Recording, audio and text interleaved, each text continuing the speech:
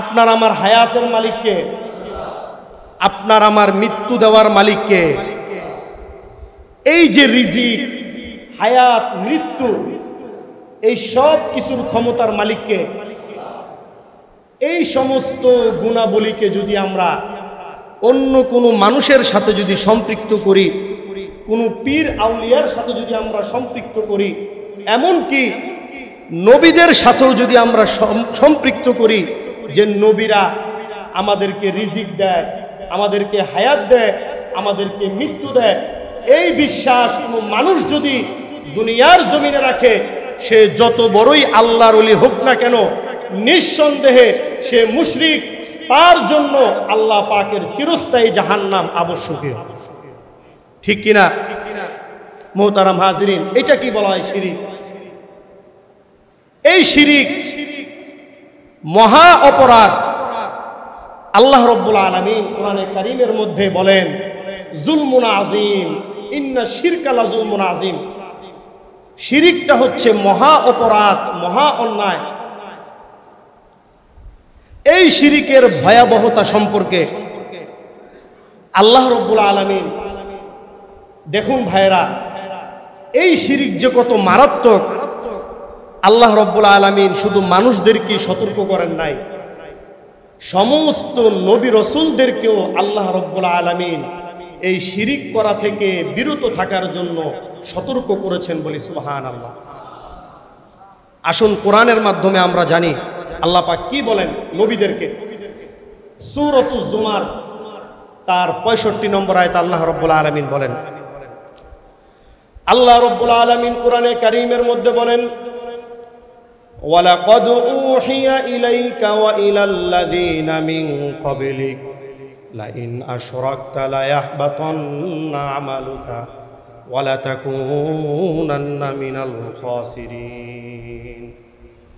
আল্লাহ রাব্বুল আলামিন নবীদেরকে লক্ষ্য করে বলেন, ওয়ালাকাদ উহিয়া ইলাইকা ওয়া ইলাল্লাযীনা মিন ক্বাবলিক, হে নবী আপনাকে এমনকি আপনার পূর্ববর্তী সমস্ত নবীদেরকে এই মর্মে আল্লাহ রাব্বুল আলামিনের পক্ষ থেকে ওহী প্রেরণ করা হয়েছে, লাইন আশরাকতা লায়াহবাতান্না আমালুকা, যদি আপনি নবী নিজেও যদি আমি আল্লাহ রাব্বুল আলামিনের সাথে যদি কাউকে শরীক করেন, লায়াহবাতান্না আমালুকা, আমি আল্লাহ রাব্বুল আলামিন আপনার সমস্ত আমলগুলোকে ধ্বংস করে দিব। আমি আল্লাহ রাব্বুল আলামিন আপনার শুধু আমলকেই ধ্বংস করে দিব না, হে নবী আপনি যদি আমি আল্লাহর সাথে যদি কাউকে শরীক করেন, আপনার আমলগুলোকে ধ্বংস করার সঙ্গে সঙ্গে আমি আল্লাহ রাব্বুল আলামিন আপনাকে দুনিয়ার মধ্যে যেই সমস্ত ক্ষতিগ্রস্ত মানুষ রয়েছে, সমস্ত ক্ষতিগ্রস্ত মানুষদের মধ্যে আমি আল্লাহ রাব্বুল আলামিন নবী আপনাকে অন্তর্ভুক্ত করে দিব বলি নাউযুবিল্লাহ। শিরিক বড় মারাত্মক একটি বিষয় ভাইরা আমার। এই শিরিকের পরিচয় আমরা জানলাম, আল্লাহর ক্ষমতার সাথে কাউকে শরীক করা, এটাই হলো শিরিক। ঠিক কিনা? এবার আসুন সংক্ষিপ্ত আকারে এই শিরিকের ইতিহাস আমরা জানব, সেটাও আমরা কোরআনের মাধ্যমে আমরা জানব। এমন কোনো বিষয় নাই যেই বিষয়টা আমাদের ইসলামের মধ্যে নাই। সুবহানাল্লাহ বলি। এই পৃথিবীতে শিরিকের সূচনা হয়েছিল, ভালো করে খেয়াল করতে হবে। তাফসীরে তাবারিতে আব্দুল্লাহ ইবনে আব্বাস রাদিয়াল্লাহু তাআলা আনহু থেকে বর্ণিত, তার বর্ণনা দিয়ে মুহাম্মদ ইবনে কায়েস রাহমাতুল্লাহ আলাইহি বর্ণনা করেন, তাফসীর ইবনে কাসিরে পাওয়া যায়, এই পৃথিবীতে এই শিরিকের সূচনা হয়েছিল হযরত আদম আলাইহিস সালাতু ওয়াস সালাম এবং নূহ আলাইহিস সালাতু ওয়াস সালামের মাঝামাঝি সময়। নূহ আলাইহিস সালাতু ওয়াস সালাম দুনিয়াতে আসার আগে, আদম আলাইহিস সালাতু ওয়াস সালাম দুনিয়া থেকে যাওয়ার পরে, এই মধ্যবর্তী সময়ে আল্লাহ রাব্বুল আলামিনের নৈকট্য প্রাপ্ত 5 জন বিশেষ নেককার বান্দা ছিলেন। কয়জন? এই 5 জন ব্যক্তি আল্লাহর খুব মহাব্বতের বান্দা ছিল। এই 5 জনের নাম আল্লাহ রব্বুল আলামিন কোরআনে কারীমের একটা সূরা রয়েছে সূরা নূহ। এই সূরা নূহের মধ্যে আল্লাহ রব্বুল আলামিন এই 5 জন ব্যক্তির নাম ঘোষণা করেছে। পরবর্তীতে এই 5 জন ব্যক্তির নামে 5টা মূর্তি স্থাপন করা হয়। 5 জন ব্যক্তির নাম কি? প্রথম ব্যক্তির নাম হচ্ছে কোরআনে কারীমের মধ্যে আল্লাহ তাআলা বলেন, ওয়াকালু লা তাযারুন্না ওয়াদ্দা ওয়ালা সুআ ওয়ালা ইয়াগুসা ওয়া ইয়াউক ওয়া নাসরা। 5 জন ব্যক্তির নাম আল্লাহ রাব্বুল আলামিন কোরআনে কারীমের মধ্যে বর্ণনা করেন। প্রথম ব্যক্তির নাম ছিল ওয়াদ, দ্বিতীয় ব্যক্তির নাম ছিল সুয়া, আর তৃতীয় ব্যক্তির নাম ছিল ইয়াগুস, চতুর্থ ব্যক্তির নাম ছিল ইয়াউক, 5 নম্বর ব্যক্তির নাম ছিল নাসর। এখানে যারা কোরআনের হাফেজ রয়েছে তারা যদি এই সূরাটা মুখস্থ জানে তাহলে এই 5 জন আল্লাহর বান্দাদের নাম তারা জানতে পারবে। আল্লাহ রব্বুল আলামিন এই 5 জন ব্যক্তির নাম কোরআনে কারীমের মধ্যে বর্ণনা করে বলেন, ওয়াকালু লা তাযারুন্না ওয়াদ্দা ওয়ালা সুআ ওয়ালা ইয়াগুস ওয়া ইয়াউক ওয়া নাসরা। এই 5 ব্যক্তি দুনিয়ার জমিন থেকে যখন বিদায় নিয়ে চলে গেল, চলে যাওয়ার পর তাদের কিন্তু কিছু ভক্ত অনুসারী ছিল। আমাদের বর্তমান দুনিয়াতে দেখবেন যারা মুহাক্কিক উলামায়ে কেরাম আল্লাহর ওলি, তাদের কিন্তু কিছু ভক্ত অনুসারী আছে, আছে না নাই? উলামায়ে কেরামদেরকে দেখবেন কিছু কিছু মানুষ আল্লাহর জন্য মহাব্বত করে, দুনিয়ার কোনো স্বার্থের জন্য না। এই রকম মহাব্বত প্রাপ্ত কিছু বান্দা সেই দুনিয়াতেও ছিল। এই 5 ব্যক্তি দুনিয়ার থেকে বিদায় নেওয়ার পর ভালো করে খেয়াল করি, 5 ব্যক্তি বিদায় নিয়ে যাওয়ার পর তাদের কিছু ভক্ত অনুসারী দীর্ঘদিন পর্যন্ত তাদের অনুসারীরা এই 5 ব্যক্তির পদাঙ্ক অনুসরণ করে তারা আল্লাহ তাআলার ইবাদত বন্দেগী করতে লাগলো। করার পরে কিছুদিন পর আপনার আমার চিরশত্রু শয়তান তার অনুসারীদেরকে এই বলে একটা প্ররোচনা দিল, তোমরা যেই সমস্ত মহাপুরুষদের অনুসরণ করো তারা তো দুনিয়া থেকে চলে গেছে, আজকে যদি তোমরা তোমাদের এই উপাসনা ইবাদতটাকে যদি আরো গ্রহণযোগ্য করতে চাও, আরো যদি পূর্ণতা লাভ করতে চাও, তাহলে তোমরা তাদের নামে মূর্তি তৈরি করো। নাউজুবিল্লাহ বলি। তারা এই শয়তানের ধোঁকা বুঝতে না পেরে তারা এই 5 ব্যক্তির নামে মূর্তি তৈরি করলো, 5টা মূর্তি। এই 5টা মূর্তি তৈরি করার পর তারা তাদের উপাসনালয়ে এই 5টা মূর্তিকে স্থাপন করলো। স্থাপন করার পরে বেশ কিছুদিন যাবত তারা এই মূর্তিগুলোর পূজা করতে লাগলো, সামনে রেখে আল্লাহর ইবাদত করতে লাগলো।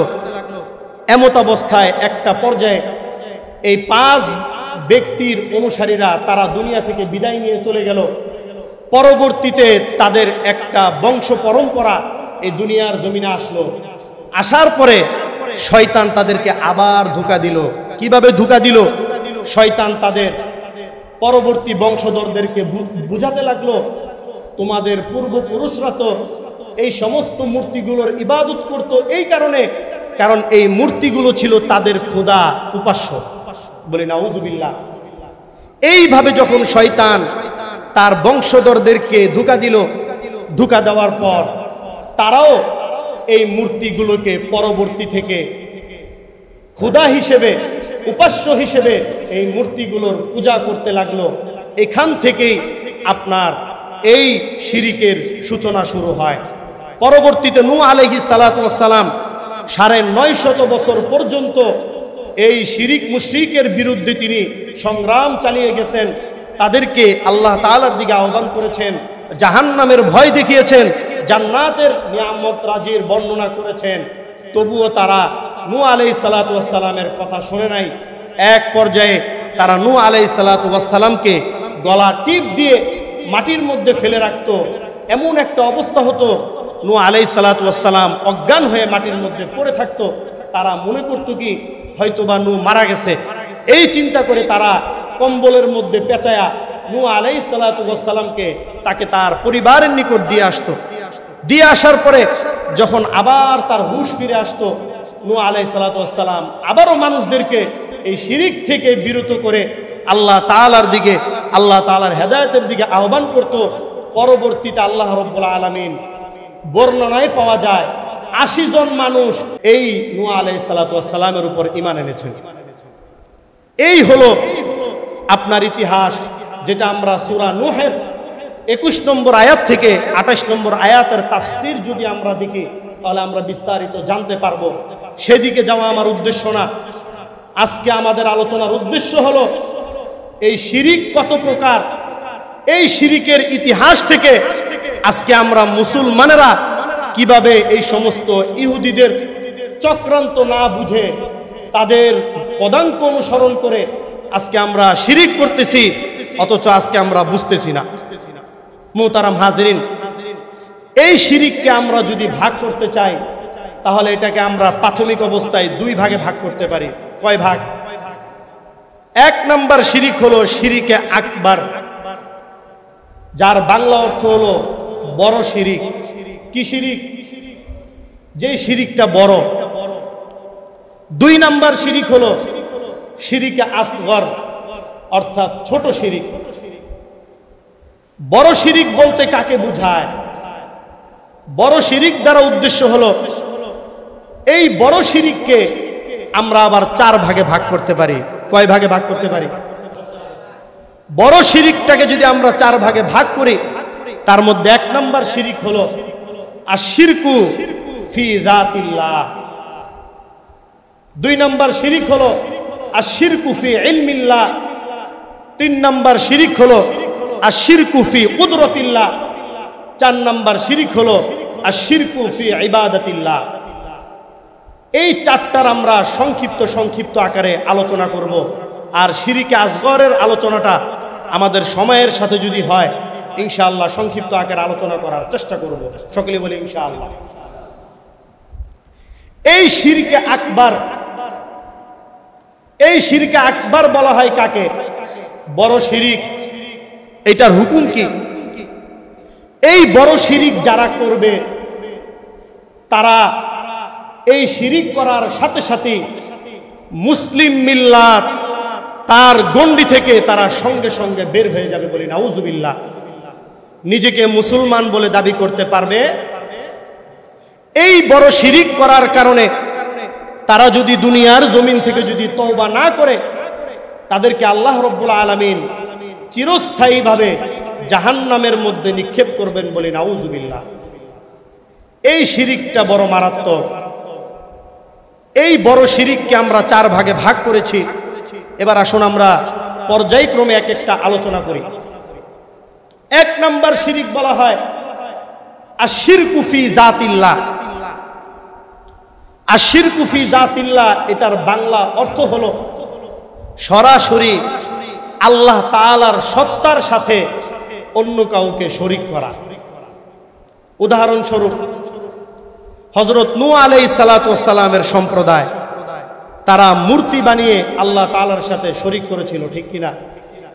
এমনই ভাবে অনেকে ইহুদি খ্রিস্টানেরা তারা নবীদেরকে আল্লাহ তাআলার সন্তান হিসেবে সাব্যস্ত করেছিল, যেই কথাটা আল্লাহ রাব্বুল আলামিন কোরআনে কারীমের মধ্যে বর্ণনা করেন। সূরা তাওবার ৩০ নম্বর আয়াত আল্লাহ রাব্বুল আলামিন কোরআনে কারীমের মধ্যে বর্ণনা করেন, ওয়াকালাতিল ইয়াহুদু উযাইরুন ইবনুল্লাহ ওয়াকালাতিন নাসারাল মাসীহু ইবনুল্লাহ। আল্লাহ রাব্বুল আলামিন কোরআনে কারীমের মধ্যে বলেন, ওয়াকালাতিল ইয়াহুদু উযাইরুন ইবনুল্লাহ। ইহুদিরা উযাইর আলাইহিস সালাতু ওয়াস সালামকে আল্লাহ তাআলার সন্তান হিসেবে ঘোষণা করে। নাউজুবিল্লাহ। ওয়াকালাতিন নাসারাল মাসীহু ইবনুল্লাহ। এমনই ভাবে খ্রিস্টানেরা ঈসা আলাইহিস সালাতু ওয়াস সালামকে আল্লাহ তাআলার সন্তান হিসেবে সাব্যস্ত করে। ভাইরা আমার, যেই সমস্ত মানুষেরা এই দুনিয়ার জমিনে আল্লাহর সাথে অন্য কোনো মূর্তিকে সামনে রেখে আল্লাহ তাআলার সত্তার সাথে শরীক করবে, ওই ব্যক্তিটা আল্লাহ তাআলার সাথে শরীক করার কারণে দুনিয়ার জমিন থেকে বিদায় হওয়ার সঙ্গে সঙ্গে আল্লাহ রব্বুল আলামিন তাকে চিরস্থায়ী জাহান্নামের মধ্যে নিক্ষেপ করবেন। দুনিয়ার জমিনে উদাহরণস্বরূপ হিন্দুরা, তারা সরাসরি মূর্তি বানিয়ে আল্লাহ তাআলার সাথে শরীক করেন। এই শিরিকটাকে বলা হয় আশিরকু ফি জাতিল্লাহ, আল্লাহর সত্তার সাথে সরাসরি শরীক করা। এই শিরিক দুনিয়ার জমিনে কোনো মুসলমান করতে পারে না, ঠিক কিনা? কোনো মুসলমান একজন প্রকাশ্য হিন্দুর অনুসরণ করতে পারে না। কোনো মুসলমান দুনিয়ার জমিনে নিজেকে মুসলমান বলে দাবি করে আবার আবার হিন্দুদের মন্দিরে গিয়ে পূজা করে। এই রকম ব্যক্তি দুনিয়ার জমিন থেকে যে যত বড়ই ক্ষমতার অধিকারী হোক না কেন, আমার আল্লাহ রব্বুল আলামিন তাকে চিরস্থায়ী জাহান্নামের মধ্যে নিক্ষেপ করবেন।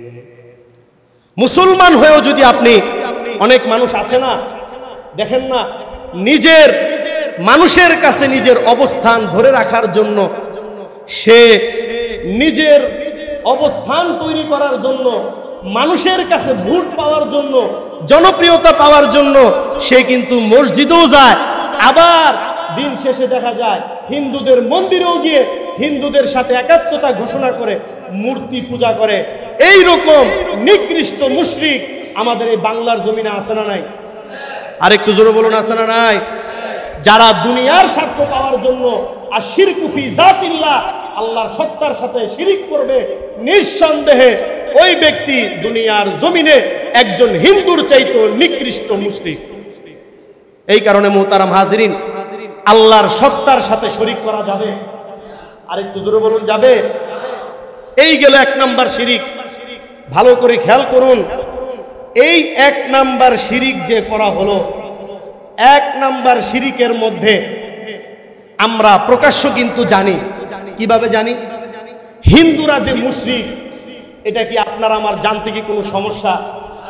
আমরা সামাজিকভাবে প্রকাশ্যভাবে আমরা জানতে পারি তারা মুশরিক। এমনকি তাদের থেকে বেঁচে থাকা কিন্তু আপনার আমার পক্ষে অনেকটাই সহজ, ঠিক কিনা?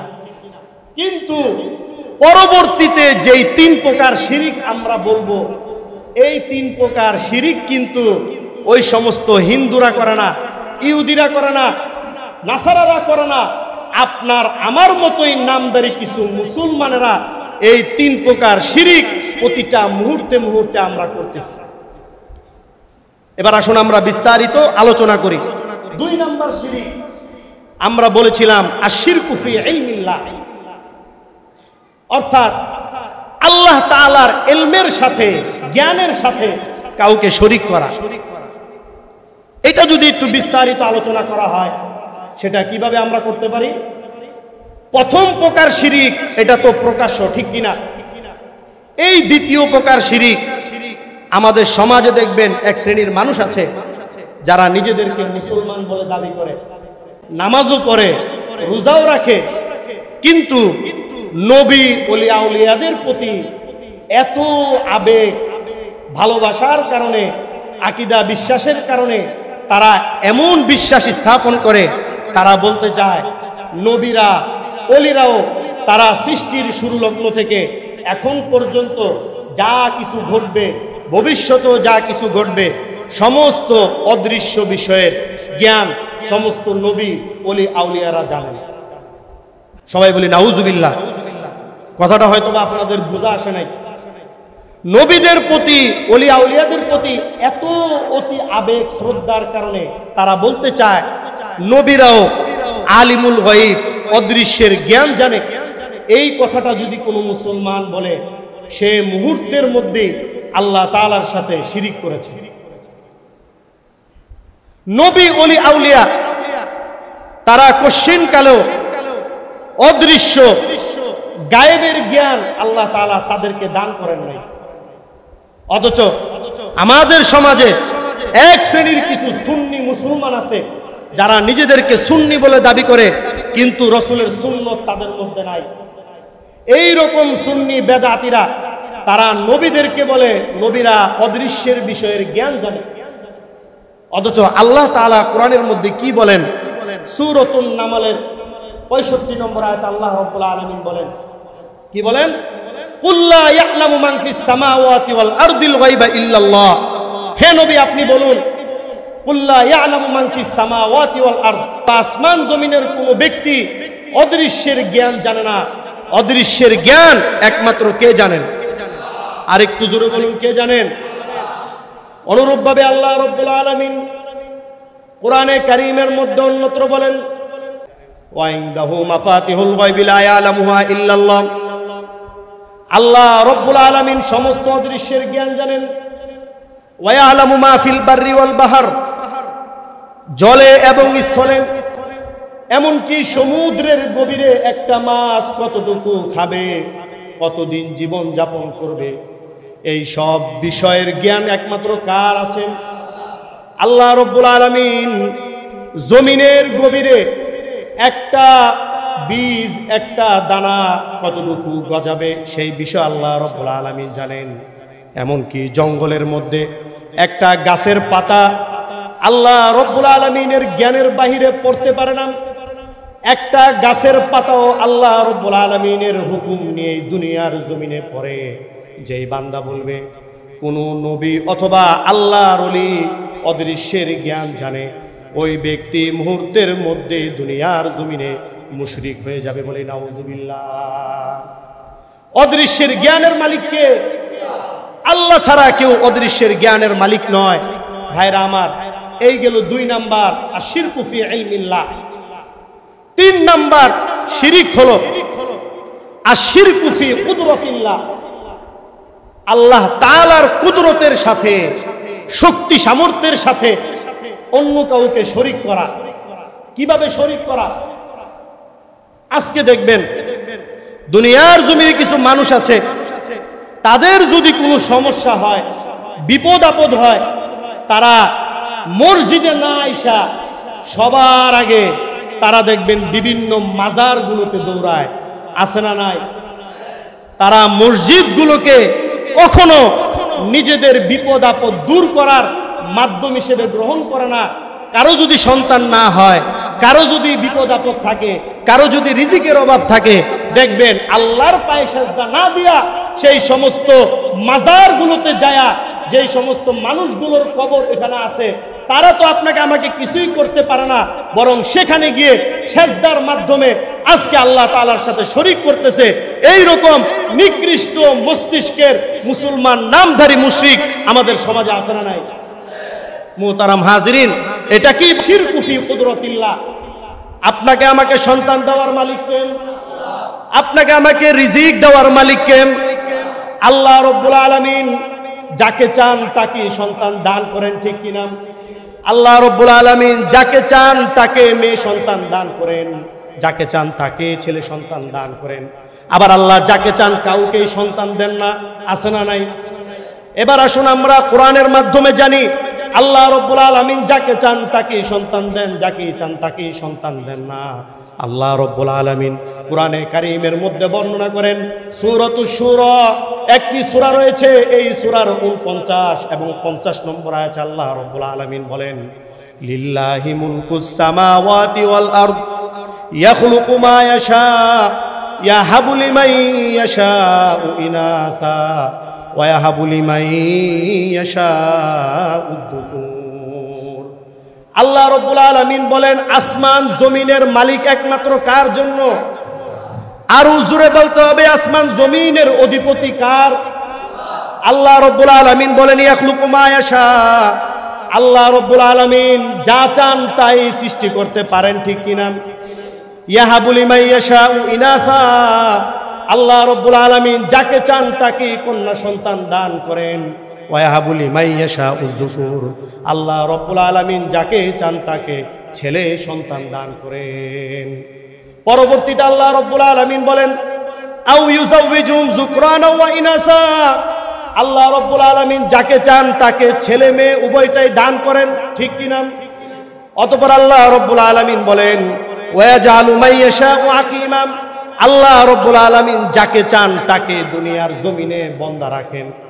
যতই বাবার দরবারে গিয়ে সেজদা দেখ, যতই বাবার দরবারে গিয়ে সিন্নি দেখ, যতই বাবার দরবারে গিয়ে টাকা পয়সা দেখ, এই সব কিছুর মাধ্যমে সন্তান পাওয়া যাবে না। সন্তান যদি পাইতে হয় একমাত্র যার কাছে চাইতে হবে তিনি কে? আল্লাহ রাব্বুল আলামিন। এই কারণে কোরআনের মধ্যে বলেন ওয়াজআলু মাইয়াশাউ আকিমা, আল্লাহ যাকে চান তাকে বন্দা রাখেন, অর্থাৎ সন্তান দেন না। আল্লাহ রাব্বুল আলামিন তিনি সব বিষয়ে জানেন, এমনকি সব বিষয়ে আল্লাহ রাব্বুল আলামিন করার ক্ষমতা রাখেন। সন্তান যদি চাইতে হয় কার কাছে যাব? রিজিক যদি চাইতে হয় কার কাছে যাব? এইটার নামই হলো শিরকু ফি কুদরাতিল্লাহ। সব কিছুর মালিক একমাত্র কে? আল্লাহ তাআলা। সংক্ষেপে বলতেছি, 4 নাম্বার শিরিক হলো, এগুলো কিন্তু সব শিরকে আকবার।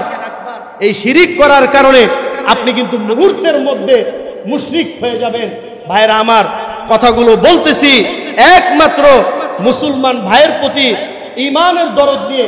আপনারা কেউ ব্যক্তিকেন্দ্রিক নেবেন না, আপনার আমার ঈমানের হেফাজতের দায়িত্ব নিয়ে এই কথাগুলো বলা। কেননা একজন ইমাম খতিব যখন এই চেয়ারে বসে সে যদি হক কথা না বলতে পারে, কোরআনের কথা যদি না বলতে পারে, তার মতো খতিব এই বাংলার জমিনে থাকার কোনো দরকার নাই, ঠিক কিনা? এখানে বসতে হলে হক কথাই বলতে হবে। সেটা আপনার বিরুদ্ধেও যেতে পারে, আপনার বাবার বিরুদ্ধেও যেতে পারে, আপনার পীরের বিরুদ্ধেও যেতে পারে, সেটা আমার দেখার বিষয় না। আমার আল্লাহর রাসূলের বিরুদ্ধে যদি কেউ অবস্থান করে বাংলার জমিনে, তার গলা এক মুহূর্তের জন্য রাখা যাবে না। এই কথাটা আপনাকে আমাকে বিশ্বাস করতে হবে, ঠিক কিনা? আজকে গেলাম, ঢাকা থেকে আসলাম, কলেজ গেটে দেখলাম আজকে সিন্নিখোরেরা, মাজার পূজারীরা, তারা নারী পুরুষ মিলা মানববন্ধন করে। মাজার ভাঙা যাবে না। ভাইরা আমার, মাজারের অলি আউলিয়াদের বিরুদ্ধে কিন্তু আমরাও না, ঠিক কিনা? অলি আউলিয়া হচ্ছে আপনার আমার জন্য নিয়ামত। এই 4 নাম্বার বিষয়টা আগে আমরা আলোচনা করি, তারপরে আমরা আমাদের এই শিরিকের ভয়াবহতা আলোচনা করব। 4 নাম্বার হলো আশিরকু ফি ইবাদাতিল্লাহ, আল্লাহর ইবাদতের সাথে কাউকে শরীক করা। ইবাদতের মালিক কে? আরেকটু জোরে বলুন, ইবাদতের মালিক কে? ইবাদত যদি করতে হয়, ইবাদতের একমাত্র হকদার কে? সেজদা যদি করতে হয়, এই সেজদার একমাত্র হকদার কে? এই সেজদা মানুষ তো দূরের কথা, সূর্যকেও কিন্তু সেজদা করা যাবে না, চন্দ্রকেও কিন্তু সেজদা করা যাবে না। আর সেখানে একটা মরা মানুষ তো দূরের কথা, মরা মানুষ কি আপনাকে আমাকে কিছু দিতে পারে? আর একটু জোরে বলতে হবে, মরা মানুষ দিতে পারে না, বরং সে পাওয়ার জন্য সদা সর্বদাই কাঁদতে থাকে। আপনি আমি যদি কিছু দেই তখনই কিন্তু সে পাবে, ঠিক কিনা? এবার আসুন, সূর্যকে সেজদা করা যাবে না, চন্দ্রকে সেজদা করা যাবে না। সেজদা যদি করতে হয় একমাত্র কাকে করব? এইটারও দলিল কোরআনে আছে না নাই? আল্লাহ রাব্বুল আলামিন সূরা হামিম সেজদা, এই সূরার 37 নম্বর আয়াতে আল্লাহ রাব্বুল আলামিন বর্ণনা করেন, আমরা কোরআনের মাধ্যমে জানব। আল্লাহ রাব্বুল আলামিন কোরআনে কারীমের মধ্যে বর্ণনা করেন, ওয়া মিন আয়াতিহিল লাইলু ওয়ান নাহারু ওয়াশ শামসু ওয়াল কমার লা তাসজুদু লিশ-শামসি ওয়ালা লিল কমার ওয়াসজুদু লিল্লাহিল্লাযী খালাকাহুন্না ইন কুনতুম ইয়াহু তা'বুদুন। আল্লাহ রাব্বুল আলামিন বলেন, এই দিন রাত্র, চন্দ্র সূর্য, এগুলো কার নিদর্শন? আরেকটু জোরে বলুন, কার নিদর্শন? আল্লাহ রাব্বুল আলামিনের নিদর্শন, আল্লাহ রাব্বুল আলামিনের সৃষ্টিগত বিষয়। এই কারণে আল্লাহ রাব্বুল আলামিন বলেন, এগুলো আমি সৃষ্টি করেছি। লা তাসজুদু লিশ-শামসি, সুতরাং তোমরা সূর্যকে সেজদা করো না, ওয়ালা লিল কমারি, চন্দ্রকে সেজদা করো না, ওয়াসজুদু লিল্লাহিল্লাযী খালাকাহুন্না ইন কুনতুম ইয়াহু তা'বুদুন। সেজদা যদি করতে হয়, আসমান এবং জমিন, চন্দ্র সূর্য, এগুলার মালিক যিনি, এগুলার সৃষ্টিকর্তা যিনি, সেজদা যদি করতে হয় এই সমস্ত জিনিসের সৃষ্টিকর্তা আল্লাহ রাব্বুল আলামিনের জন্যই তোমরা সেজদা করো। কোরআনে আছে না নাই? ওয়াসজুদু লিল্লাহিল্লাযী খালাকাহুন্না, সেজদা যদি করতে হয় আসমান জমিন চন্দ্র সূর্যের মালিক যিনি, তাকেই তোমরা সেজদা করো। সুবহানাল্লাহ। অথচ ভাইরা আমার, আজকে আমরা মুসলমান নামদারি হইয়া বিভিন্ন মাজারে যে আজকে আমরা মাজারগুলোর মধ্যে সেজদা দিই, অথচ এই মাজারগুলো নিয়ে আজকে সমাজের মধ্যে একটা বিভ্রান্ত ছড়ানো হচ্ছে। ভাইরা আমার, আল্লাহর ওলিদের মাজার ভাঙা এটা কশ্চিনকালও আপনার আমার জন্য উচিত না, আপনার আমার জন্য কশ্চিনকালও এই কাজটা নমনীয় না, এটা আমরাও স্বীকার করি, ঠিক কিনা? কিন্তু বাংলাদেশের মানুষ আমরা কিন্তু ধর্মপ্রাণ মানুষ, সরল প্রাণ মানুষ। বাংলাদেশের মানুষের অন্তর বাংলাদেশের প্রতিটা অলি আউলিয়াদের প্রতি তাদের ভক্তি শ্রদ্ধা অবশ্যই অবশ্যই আছে, ঠিক কিনা? কিন্তু ভালো করে খেয়াল করতে হবে কথাটা, আপনার আমার এই ভক্তি শ্রদ্ধাকে পুঁজি করে, এই সরল মনের ভক্তি শ্রদ্ধাকে কেন্দ্র করে এক শ্রেণীর মানুষ আছে যারা আজকে ধর্মের নামে অসাধু হয়ে তারা আজকে আপনার আমার টাকাগুলো বিভিন্নভাবে তারা লুটপাট করতেছে। ধর্মের নামে তারা আজকে মানুষের টাকা পয়সাগুলোকে আত্মসাৎ করে তারা মানুষদেরকে নিঃস্ব করে দিচ্ছে। এই রকম ধর্ম পূজারী ভণ্ড বাটপার এই দুনিয়ার জমিনে আছে না নাই?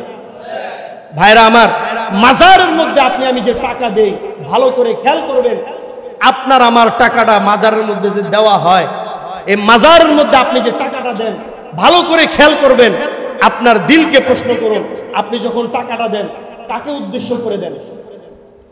সেই কবরের মধ্যে সমাহিত ব্যক্তি যিনি আছে তাকে উদ্দেশ্য করেই তো আমাদের টাকাটা দেওয়া হয়, ঠিক কিনা? একটু জোরে বলতে হবে, ঠিক কিনা? যাকে আমরা উদ্দেশ্য করে টাকাটা দেই, ওই মৃত ব্যক্তি কশ্চিনকালও আপনাকে আমাকে মৃত্যু থাকাকালীন ওই ব্যক্তি কিন্তু আপনাকে আমাকে কোনোদিনও সাহায্য সহযোগিতা করতে পারবে না, ঠিক কিনা? কেন পারবে না? আল্লাহ রসুল সাল্লাল্লাহু আলাইহি ওয়াসাল্লাম বলেন, ইদা মাতা ইবনু আদম, যখন বনি আদম মারা যায়, ইনকাতা আনহু আমালুহু, তার সমস্ত আমল কি হয়ে যায়? বন্ধ হয়ে যায়। ভালো করে খেয়াল করবেন, তিনটা আমল বাকি থাকে। কয়টা আমল? ইল্লা মিন সালাসিন। এক নাম্বার হলো সাদাকাতিন জারিয়াতিন, এই যে দুনিয়ার জমিনে আপনি যে সদকায়ে জারিয়ার আমল করে যাচ্ছেন, উদাহরণস্বরূপ এই যে আমরা মসজিদ করে যাই, মাদ্রাসা করে যাই, বিভিন্ন কল্যাণমূলক সমাজ কল্যাণমূলক কাজ করি, আপনি মারা যাওয়ার পরও এর সওয়াব কিন্তু আপনার কবরে যাইতেই থাকবে, বলে সুবহানাল্লাহ। দুই নাম্বার হলো আও ইলমিন ইউনতাফাউ বিহি, এমন এলেম ছড়িয়ে যাওয়া যে এলেমের দ্বারা মানুষের উপকার হয়। যেমন অনেক মাদ্রাসার উলামায়ে কেরাম তারা হাজার হাজার লক্ষ লক্ষ কোরআনের হাফেজ গড়ে যাচ্ছে, তাদের দ্বারা যত মানুষের ফায়দা হবে তার একটা অংশ ওই মৃত ব্যক্তির কবরে কিন্তু যাইতেই থাকবে। তিন নাম্বার হলো আওয়ালাদিন সালিহিন ইয়াদউ লাহু, এমন নেক সন্তান যেই সন্তান আপনি মারা যাওয়ার পর আপনার জন্য দোয়া করবে। তার মানে এই তিনটা দ্বারাই বুঝতে পারলাম, এই তিনটা থেকেই কিন্তু মৃত মানুষ কিছু পাওয়ার জন্য তারা চেয়ে থাকে, ঠিক কিনা? কিন্তু আজকে মাজার পূজারীরা তারা বিভিন্নভাবে মানুষদের ঈমান আমলকে পুঁজি করে ধ্বংস করার জন্য বিভিন্ন মাজারগুলোতে তারা মানুষদের এই ঈমান আমলকে পুঁজি করে ঈমান আমলকে ধ্বংস করতেছে। তারা মানুষদেরকে এই সমস্ত উরুসের নামে ঢোল তবলার গান বাজনার আয়োজন করে তারা বিভিন্ন রকমের নারী পুরুষের অবাধের মিলামিশা করে আজকে আমাদের সরল মনা মুসলমানদের ঈমানকে ধ্বংস করতেছে, ঠিক কিনা? ভাইরা আমার, কবর জিয়ারত করা সুন্নত। কবর জিয়ারত করা কি? মাজার জিয়ারত করা সুন্নত। ভালো করে খেয়াল করতে হবে, মাজার জিয়ারত আপনার আমার জন্য করা সুন্নত। কেননা রাসূল সাল্লাল্লাহু আলাইহি ওয়াসাল্লাম মাজার জিয়ারত, কবর জিয়ারত করেছেন। তিনি বিভিন্ন সময় সাহাবাই কেরামদের কবরে গিয়ে, এমনকি জান্নাতুল বাকিতে গিয়ে উনি জিয়ারত করতেন, সাহাবীদের জন্য দোয়া করতেন, কান্নাকাটি করতেন। এটা আপনার আমার জন্য সুন্নত। কিন্তু আল্লাহর রাসূল মানুষের অতি আবেগ যেন না হয় এর জন্য ইসলামের শুরুতে কিন্তু এই জিয়ারত করাটাকে নিষিদ্ধ করেছিল, যেটা হাদিসের মাধ্যমে বলেন, কুনতু নাহাইতুকুম আন জিয়ারতিল কুবুর, আমি শুরু লগ্নে এই কবর জিয়ারতটা তোমাদের জন্য নিষেধ করেছিলাম, কিন্তু পরবর্তীতে তোমরা এই কবর জিয়ারত করো। কেননা কবর জিয়ারত করলে ফা ইন্নাহা তুজাহিদু ফিদ দুনিয়া ওয়া তুযাক্কিরু ফিল আখিরাহ, কবর জিয়ারত করলে আপনার আমার তুজাহিদু ফিদ দুনিয়া, দুনিয়ার প্রতি আকর্ষণ কমে, মৃত্যুর কথা স্মরণ হয়, পরকালের কথা স্মরণ হয়, ঠিক কিনা?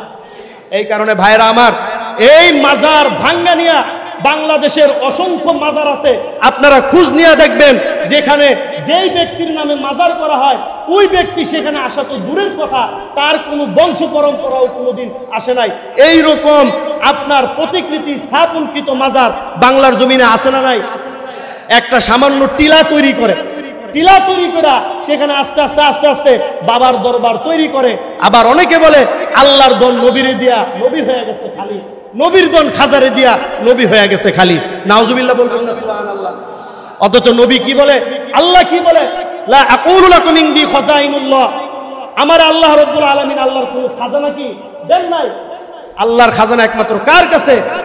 মুহতারাম হাজিরিন, এই কারণে মাজার জিয়ারত করব কিন্তু মাজার পূজা করা যাবে না।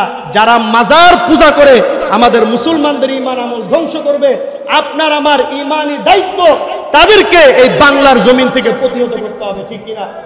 আমার আপনার মুসলমান সরল মনা মুসলমানের ঈমানকে ধ্বংস করার জন্য যদি কেউ পায়তারা করে, আপনার আমার শরীরে এক বিন্দু রক্ত থাকতে এই বাংলার জমিনে আল্লাহ রসুলের সাথে শিরিক করতে দেওয়া যাবে না। এই পক্ষে কারা কারা আছেন একটু হাত তুলে দেখাই। আল্লাহ রাব্বুল আলামিন এই হাতগুলোকে কবুল করুন, সকলে বলি আমিন। আমরা মাজারে কখনো টাকা পয়সা দান করব? কখনো দান করব? মাজারে কখনো যাব? মাজার পূজা যারা করবে তাদের বিরুদ্ধে অবস্থান করব তো ইনশাআল্লাহ। দান যদি করতে হয় কোথায় করব? আল্লাহর রাস্তায় করব। দান যদি করতে হয় কোথায় করব? আল্লাহর ঘরে দান করার জন্য সবাই প্রস্তুত আছেন তো ইনশাআল্লাহ? আল্লাহর ঘরে দান করবেন তো ইনশাআল্লাহ? আল্লাহ তাআলা আমাদের সকলকে ইখলাসের সাথে প্রতিটা কাজ করার তৌফিক দান করুন। ওয়া আখির দাওয়ানা আলহামদুলিল্লাহি রাব্বিল আলামিন।